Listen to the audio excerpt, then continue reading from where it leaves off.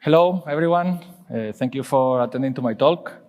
I am Antoni Castejón. I work in N26 for the mobile platform team. And I'm going to talk about an initiative that we ran from mid-2021 until past mid-2022. So it took around 1 year, and it has been quite a while now, but I think it's still useful for all of you. So yeah. Okay, the name is Improve the Build Times of Your Project is Not Impossible, How We Achieve It in N26. Okay, let's start. Why? Why, in the first place, we decided to improve the build times, apart from obvious reasons, right? What were the motivation behind this initiative? Let's talk a bit about the setup of the Android team in N26. We were 400 engineers in the mobile core team by then. And there were around 35 Android engineers working in cross-functional teams with other backends, iOS, etc. And those are our stakeholders, right? So every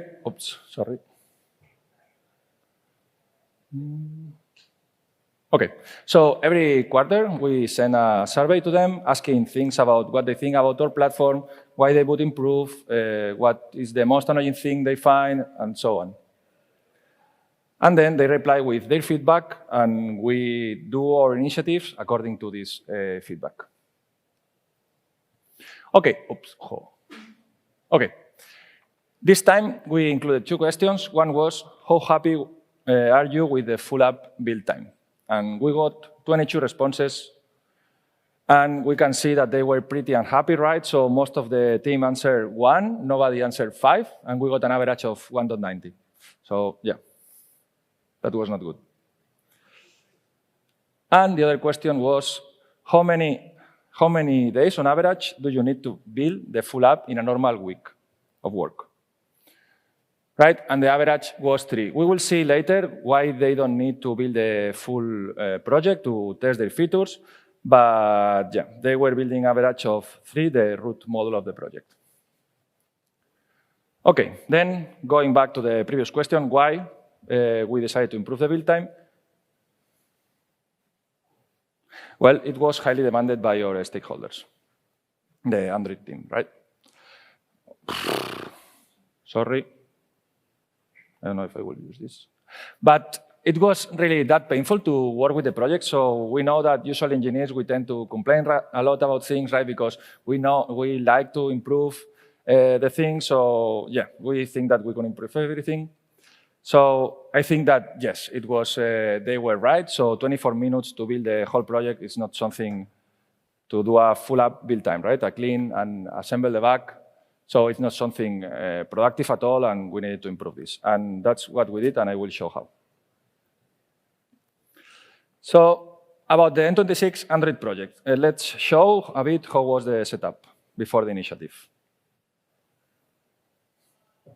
It's a highly modularized project with an app module, a features folder with all the single feature apps there. I will show later what this is and what it consists. And a core libraries folder with all the core libraries. Okay, what is this single feature app about? It contains the feature code. It can be run independently from the app, so an engineer doesn't need to run the whole app to test their feature. It can run this single feature app.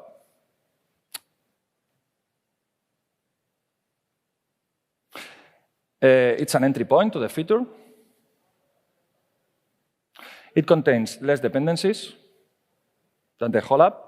So the build time is faster, right? It has less code, it has less dependencies, the build time is faster. So a single feature app contains usually 2 modules, the feature app and the feature library.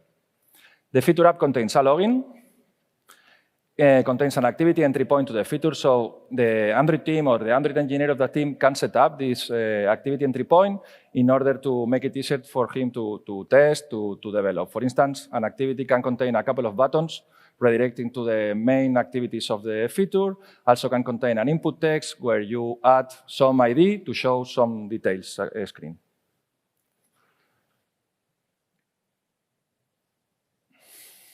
It's not working so well. It is not a production code, so it's not code that goes to production. And it's set up in the build.gradle as a com.android.application. Then we have the feature library, which contains the feature code that goes to production and is set up in the build.gradle as a com.android.library because it has activities, fragments, context, all these Android-specific classes, right? Also composables nowadays. Okay, some numbers about the modules of the project. Before the initiative, it had 312 modules in total, with 119 core libraries and 70 single feature apps. That is around 140 modules in total. Then how? How we managed to improve the build time of the project?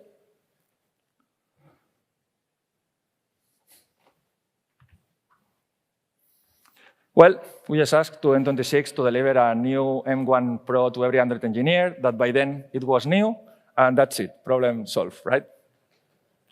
Yeah, that's not true, just kidding. So it is true that N26 gave new laptops to every Android engineer, but it was actually at the end of the initiative.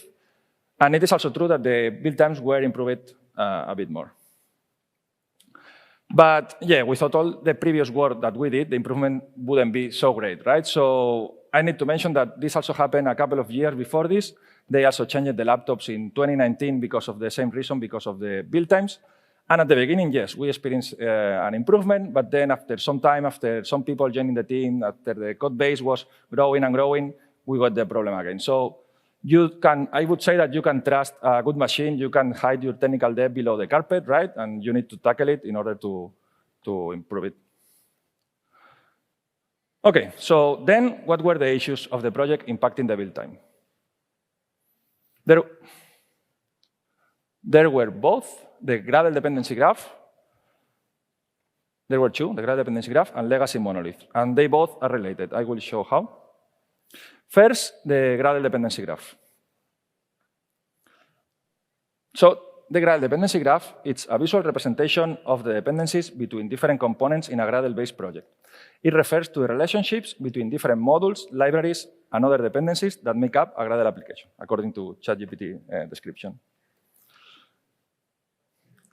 Okay, so we added this module from this plugin, Module Graph Asset from Joseph Raska, that I totally recommend the talks and the post articles from this engineer because they help a lot to us to do this initiative.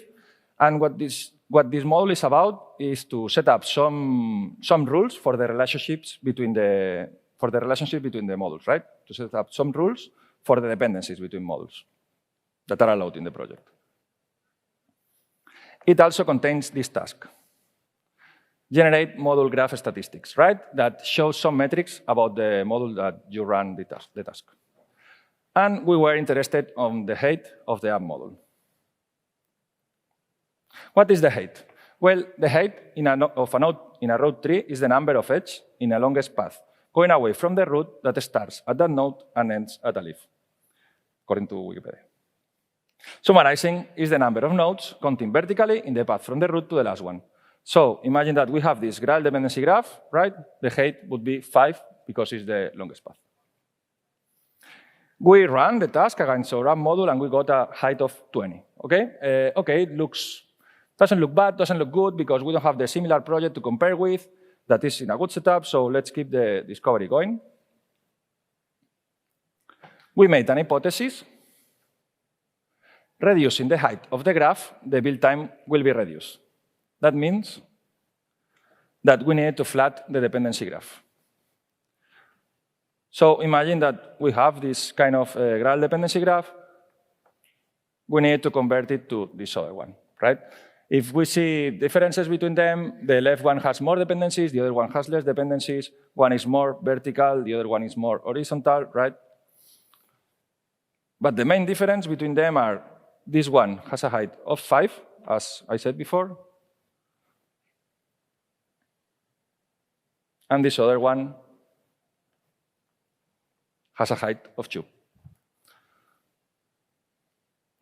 So yeah, as I said, we need to reduce the height in order to flat the dependency graph. But why? Why this would solve our problem? Well, because of how Gradle build works. So let's talk a bit about Gradle, about the parallel execution. So Gradle can parallelize tasks as long as they don't depend on each other, right? So imagine that we have these two kinds of Gradles. We have 6 cores in a machine, and by default, Gradle can run one task by core. So if we are running this 2 Gradle dependency graph, it will continue when the first stage ends. It will continue with this one, and then in the end, the right one will be finished, and the other one will continue until it ends at some point. Yeah. Oops. Yeah, I know that we are keeping the things simpler here, right? So there are multiple tasks running per module. There are multiple tasks that depend on each other, but just for the sake of the talk, that's an idea, overall idea. OK, then when Gradle executes a Gradle task, it compares the source and dependencies from the current execution with the source and dependencies from previous execution. And if the outputs are the same, Gradle can skip the execution of that task. That is also known as up-to-date checking, and you can see this if you run a Gradle task in your terminal. You will see the tasks that are up-to-date, so they are taken from the local cache of the project. The tasks that are taken from the cache, from a remote cache, for instance, or from the user directory cache, and the tasks that need to be re-executed again. And why they should be re-executed again? Well,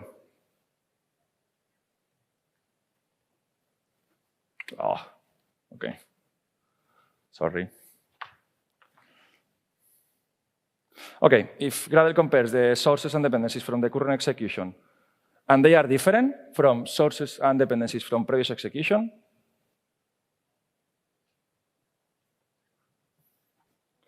re-execution is needed for those tasks, right? But most important thing, the re-execution is not only needed for those tasks, but also for the tasks that depend on them. So if we check this Gradle dependency graph again, and we change this module, right? All these modules will need to be built again because they depend on each other, right? So they need to be built. Instead, if we check this other module that is more flat, only this true, only this, when we modify this module, only these 3 modules will need to be built.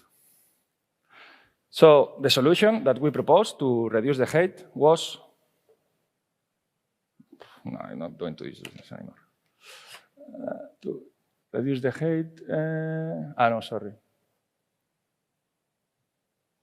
Was to apply dependency inversion. And what is dependency inversion about? Well, it has a couple of statements. It says that high-level modules should depend on abstractions rather than in low-level modules. Also, abstractions should not depend on details. Details should depend on abstractions. And it's part of the solid principles that you probably all heard about, right? And it's the dependency inversion principle. So let's explain a bit how can you practically apply this dependency inversion. The abstraction would be an interface for a library, for instance, and then the details would be the implementation. Then what about this statement? High-level modules should depend on abstractions rather than low-level modules. You have a feature lib depending on a details module. No, that is wrong. You should have a feature library depending on abstractions. That is OK. Then what about the other statement, right? Abstractions should not depend on details. Details should depend on abstractions. You have the feature library, as I said, depending on abstraction, and then the abstraction depending on the details. No. You should have the details depending on the abstraction. That's OK. So here is where we are applying the dependency inversion. OK, then what we need to do is create an abstractions and detail module for every potential dependency. What are the, well, yeah.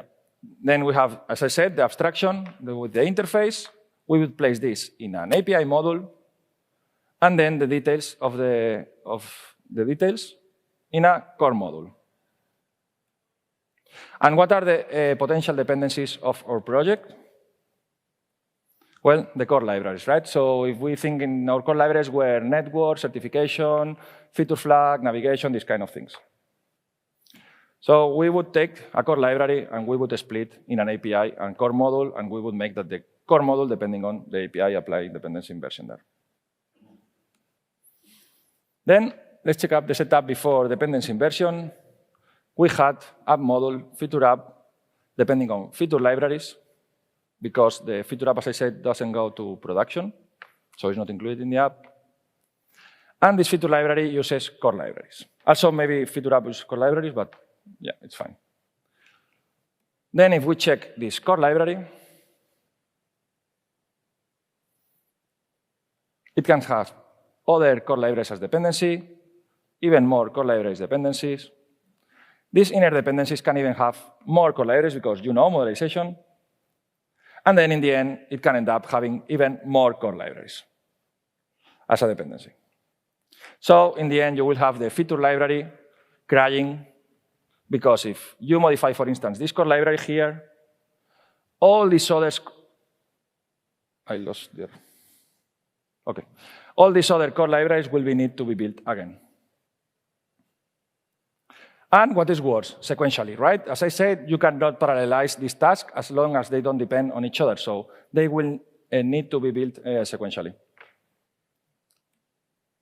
Instead, if you have the other setup with the feature library depending on abstraction models, on API models, and then the details depending on APIs, then the feature library will be, or feature app will be happy. Also, this core library can have other dependencies, wouldn't be details, will be API modules, and can have also legacy modules that are not migrated yet to this new setup. It's fine, because if you modify this module, this will be the only one that will need to be built again, apart from the one that you are building, right? Apart from the app or the library that you are building at the beginning. So we made a proof of concept, a POC, and we took the feature flag library and we split it in two modules, an API and core module. And we got good results. So the build time for another library module that was including this library was reduced 35% from 28 to 18 seconds. The edge count was reduced at 76%. The edge are related with the height because they connect two modules. And the height was reduced 56% from 9 to 4. So if we check the graph dependency graph for the library where we did the POC, we see that it's a bit messy, it's more vertical, it has a lot of dependencies. It's more similar to the left one that I showed before, right? And after the POC, it looks much more better, right? It's more horizontal, it has less dependency, it is less messy, but in the end, the height is smaller. What about a feature library, the improvements in a feature library? Well, we got an 11% of reduction for the feed library module and a 1% for the app module. So we were in the good track. We show this POC, we show the results to our engineering manager, to our teams, and we said, hey, we have this POC here, can we invest time on this because it will improve the build times of the project since all the other engineers are complaining about this. We got a green light, and then we follow an iterative process. Divided in 3 phases, one discovery phase, then one implementation phase, and then one benchmark phase, and start over again with the discovery. What the discovery phase was about? Well, in picking the top 5 core libraries with more edges and where the dependency inversion was easy to apply. So we could get results faster. Then the implementation, where we applied dependency inversion to this core library. And then in the end, benchmark. So we compare the results. We compare how much time took to build, comparing the master and the branch with the changes. So, and we keep on with this until all the core libraries were with this setup. And in the end, preventing is better than trusting. So you can trust that all the engineers will know the no rules that you set up and trust that they will do it right, because not because they are bad engineers, but just because, I don't know, there are new joiners, there are teams from other teams joining, there are people that were on vacation meanwhile this was happening, so it's better to prevent the issue to happen again. So we used this plugin that I mentioned before, the module graph asset, to apply some rules to our project. And there were a lot of, well, not a lot, but a few rules, but the golden ones were a feature library and a core library can only depend on API modules, and the app modules can depend on API, core libraries, and feature libraries. Apart from other exceptions, for instance, there are features that need other features to be built. There are core libraries that are not migrated yet, but those are technical debt that need to be tackled, right? So those are exceptions. OK, that's all for the Grail dependency graph. Let's see what these legacy monoliths are. A monolith refers to an application that is built as a single unified unit. All components and features of the application are tightly integrated into a single code base, often resulting in a large and complex code structure. What means summarizing is a large single module that does too many things. Then, what about legacy? Well, it refers to older software systems that are still in use but are no longer actively developed or maintained. These systems are using older technologies, blah, blah, blah. What means it was basically old code. What if I told you that we had a module named inject legacy? Well, it could be worse, right? It could be inject legacy monolith, but yes, it was actually legacy and it was actually a monolith. Let's see what this module was about. What was inject legacy? Well, inject legacy was a module that included all the core libraries as a dependency, or most of the core libraries. And it was included in the app, in the feature libraries, and in the core libraries. So you can see how harmful was this for the project, right? And if you were heading at the beginning, this was increasing a lot the hate. It was messing a bit the Grail dependency graph. So yeah, what was this? What was the purpose of this inject legacy module? Well, it served for the migration of the dependency injection, not inversion. It's the same acronym, but dependency injection graph. So we had a dependency graph at the beginning built on top of Dagger, right? And we wanted to migrate to a new one using Anvil. What is Anvil? It's a plugin from Square to do dependency injection, right? But yeah, why using Anvil? Why not using Hill, for instance? I know that there are other tools. You can also do manual dependency injection or use coin, yeah, but I don't know. The recommendation from Google is using Hill, right, for big projects. So why not using this one? Well, let's see some differences. Anvil is a Kotlin compiler plugin. Hill is a dependency injection framework. Anvil needs Dagger.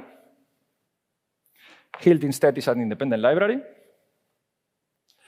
Anvil merges components and modules using some annotation, so it removes the boilerplate that you usually need to do to add those modules to a component to make this component from the app extending from other feature components in order to provide all the dependencies. All this boilerplate is generated by the Anvil plugin. And Hilt instead just simplifies the Dagger dependency injection for Android. So it provides you some components. It provides, for instance, singleton component, activity component to simplify the dependency injection in an Android project.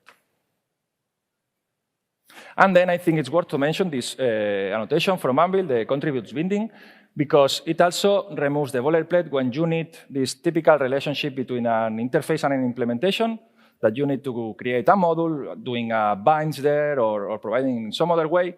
This is also removed by Anvil if you add this annotation to the implementation class, that it provides the interface from the implementation, just adding the annotation.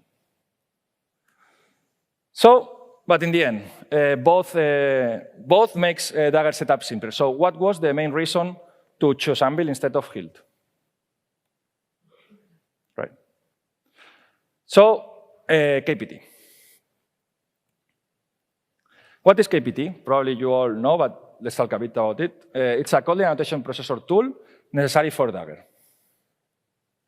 it makes the builds slower, right? So yeah, it's true that now there is KSP around and also Dagger supports in alpha, but by then we don't have KSP. So yeah, it makes a build slower because it's another task that needs to be run.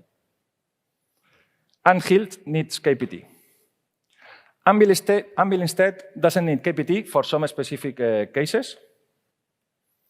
Modules without a Dagger component,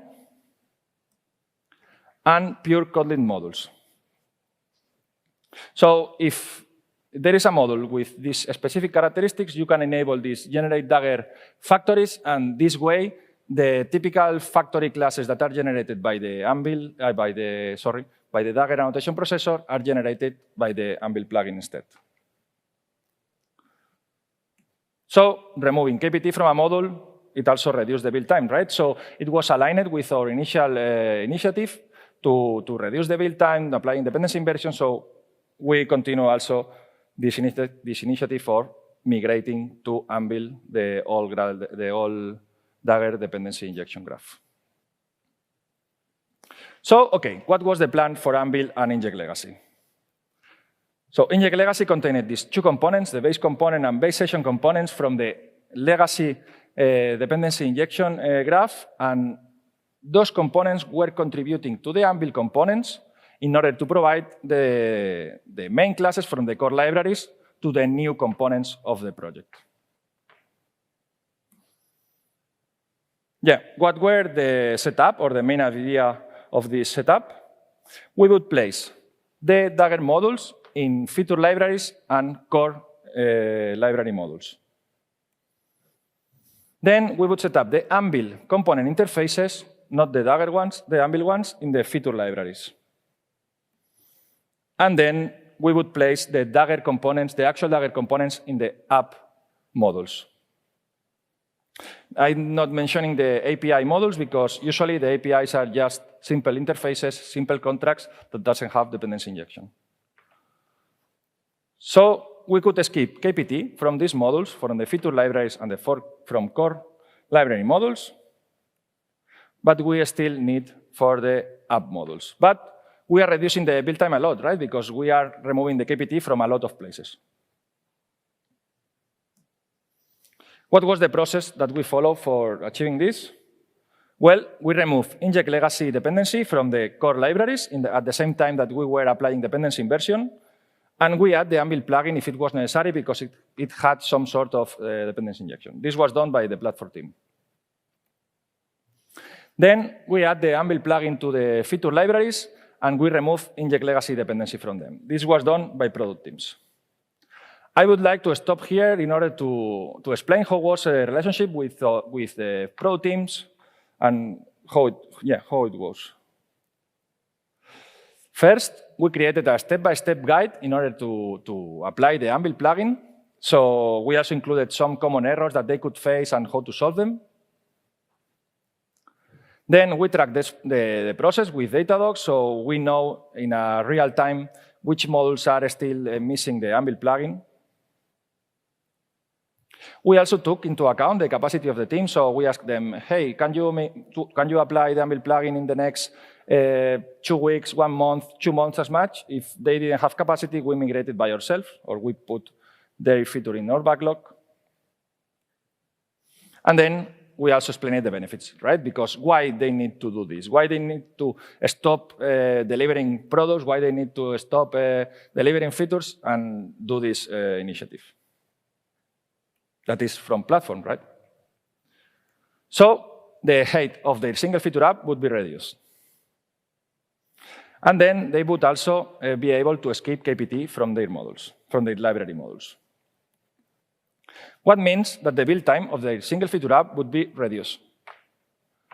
But also, the build time of the app module would be reduced. And that was what they were asking at the beginning, right? They were asking about the build time that took to build the app module, and that they were building a lot of times during the week the app module. So they could tell this to their managers, hey, I need to do this initiative from platform, so I will be more productive, so I will be able to deliver more features. Yeah, and in the end, When this inject legacy model wasn't used anymore, we deleted it. This was done by platform team. Here is the pull request. And the name of the epic with a cool animation. OK, some results about the initiative in the end.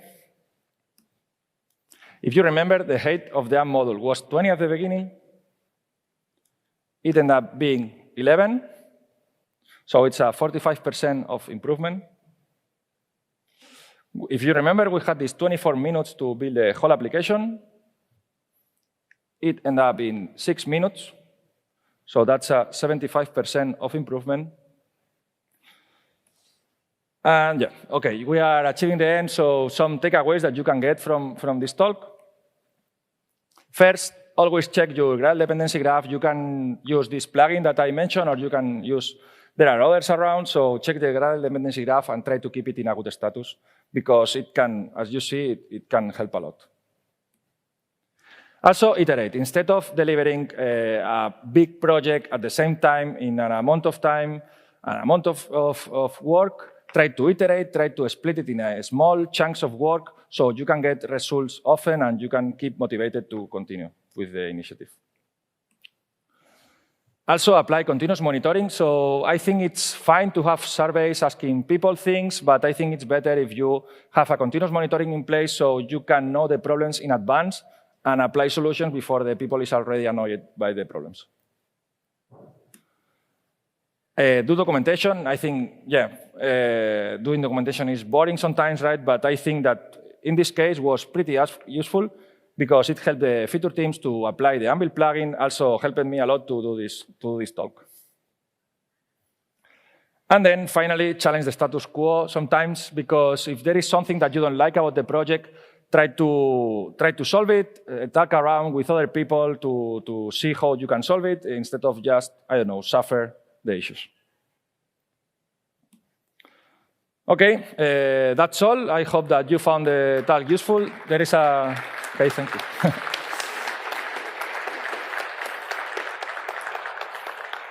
Thank you. There is a QR code there with a feedback form, so you can give me some feedback to keep improving. It would be nice. And then if there are some questions there, I would answer them.